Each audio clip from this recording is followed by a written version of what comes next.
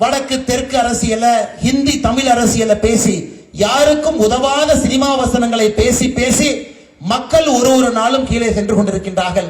ஆனால் சென்னை மக்களுடைய வளர்ச்சிக்காக இந்த முறை நீங்கள் தேசிய ஜனநாயக கூட்டணி, அனைத்து இந்திய அண்ணா திராவிட முன்னேற்ற கழகம் தலைமையிலான தேசிய ஜனநாயக கூட்டணியில் போட்டியிடக்கூடிய எல்லா வேட்பாளர்களுக்கும் நீங்கள் வாய்ப்பு கொடுக்க வேண்டும் என்கின்ற அன்பான வேண்டுகோளையும் இந்த நேரத்தில் வைக்கிறேன்.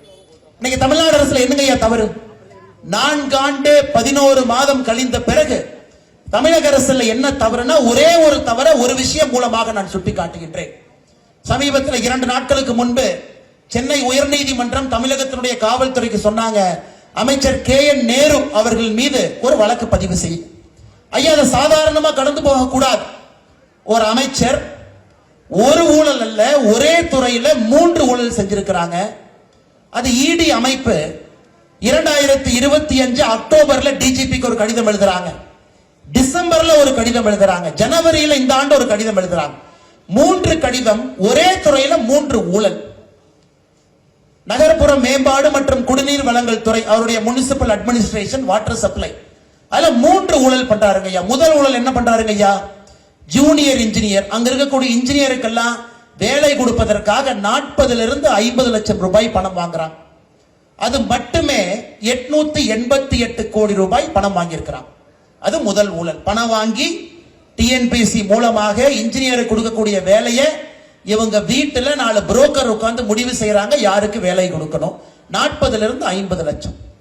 இரண்டாவது, குடிநீர் வழங்கல் துறை, நகர்ப்புற நிர்வாக துறையில் இருக்கக்கூடிய டெண்டருக்கெல்லாம் 7.5 to 15% கமிஷன்.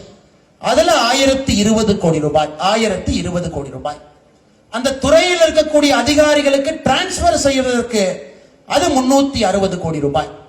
880 கோடி ரூபாய் புதிய வேலை வாய்ப்பு கொடுப்பதற்கு பணம் வாங்கியது. 1020 கோடி ரூபாய் கமிஷன் வாங்கியது டெண்டர் கொடுப்பதுல.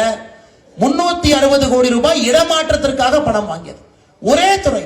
ஆனா முதலமைச்சர் எந்த நடவடிக்கை எடுக்கல. நீங்க பார்க்கணும், 280 பக்கத்திற்கு மேற்பட்டு இருக்கக்கூடிய அந்த ED டாசியர்ல மிக தெளிவாக எழுதுறாங்க, எந்த வாட்ஸ்அப்ல பேசுறாங்க, யார் முடிவு செய்யறாங்க, யார் யாருகிட்ட சொல்றாங்க, பணம் எங்கே வந்துச்சு. இந்த திமுகவை பொறுத்தவரை அதுலயும் பாத்தீங்கன்னா 10 ரூபாய் நோட்டு தான்.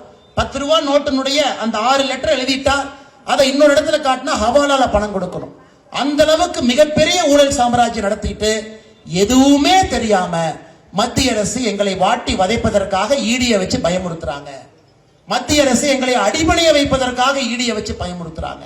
இவ்வளவு ஊழல் செய்துவிட்டு கொஞ்சம் கூட கூசாம பொதுவெளியில முதலமைச்சர் வருவதற்கே வெட்கப்பட வேண்டும். அதுல ED சொல்றாங்க, இந்த பணம் வாங்கியது எல்லாம் முதலமைச்சர் வரை சம்பந்தம் இருக்கிறது. திராவிட முன்னேற்ற கழகத்தினுடைய கட்சி நிதிக்கு இது போயிருக்குது. அந்த அளவுக்கு நேரடியாக குற்றச்சாட்டு வைத்து 5 மாத காலமாக FIR போடாம நேற்று முன்தினம் சென்னை உயர்நீதிமன்றம் சொல்றாங்க, இது மாபெரும் தவறு, உடனடியாக FIR போடுங்க. அன்பு சொந்தங்களே, ஒரே ஒரு துறையினுடைய ஒரே ஒரு அமைச்சரையை மட்டும் சான்றாக உங்களுக்கு சொல்லுகின்றேன். பிளே ஸ்டோர் மற்றும் ஆப் ஸ்டோரில் இருந்து பாலிமர் செயலியை QR கோடு மூலம் பதிவிறக்கம் செய்யுங்கள். செய்திகளை உடனுக்குடன் பெறுங்கள்.